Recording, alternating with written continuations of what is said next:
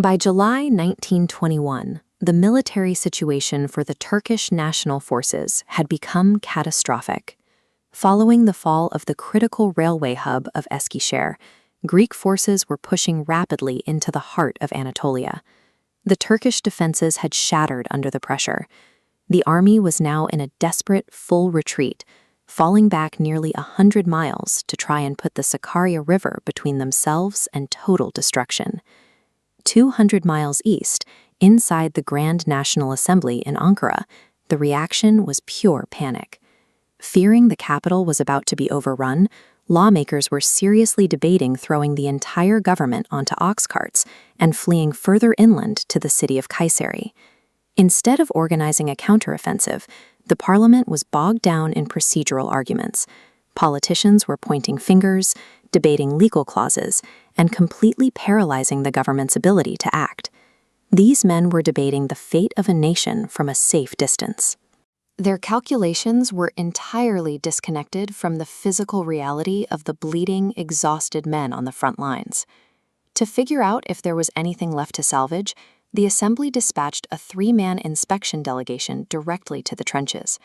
They were about to learn that a paralyzed democratic government cannot rescue an army it does not understand.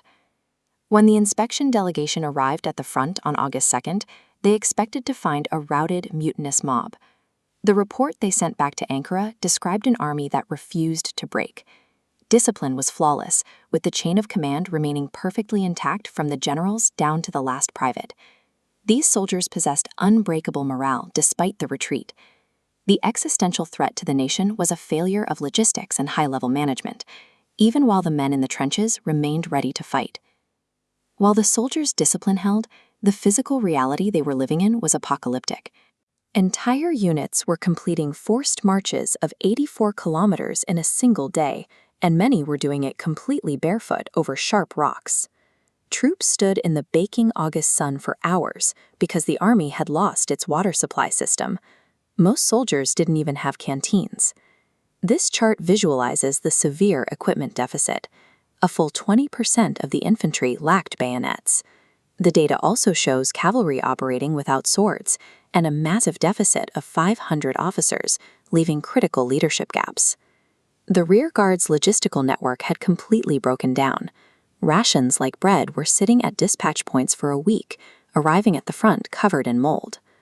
Behind the lines, enemy spies and sex workers sent from captured cities were infiltrating the camps, actively encouraging the exhausted men to desert. The inspectors returned to Parliament with a blunt conclusion. The Ministry of National Defense was fast asleep. The greatest immediate threat to the survival of the Turkish army was its own suffocating bureaucracy. The frontline commanders gave Ankara an exact price for survival. To hold the Sakarya River and prevent the Greeks from taking the capital, they needed a minimum of 20,000 fresh, fully equipped troops, immediately. Finding, supplying, and deploying 20,000 men required sweeping nationwide mobilization. The fractured parliament, stuck in endless arguments over legal procedures, could not mathematically deliver those numbers in time. With the enemy advancing by the hour, democratic consensus had become a fatal liability.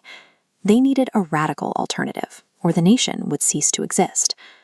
On August 4th, Mustafa Kemal stepped to the podium to break the deadlock. He offered to take personal control of the war effort, but only on one condition. He demanded the supreme title of Commander-in-Chief. And there was an extreme catch. He required the assembly to transfer its full legislative power directly to him. His argument was blunt. He told the assembly that if he needed to requisition 10,000 shirts from the public by noon tomorrow, his spoken command had to become instant, unquestionable law. There was no time to write bills or debate clauses. The lawmakers stared down their own inefficiency. Facing total annihilation, they reluctantly passed the law and surrendered their authority. To save those barefoot soldiers on the front line, the government suspended democracy itself. They turned one man into a dictator by strict necessity, setting the stage for a final do-or-die mobilization.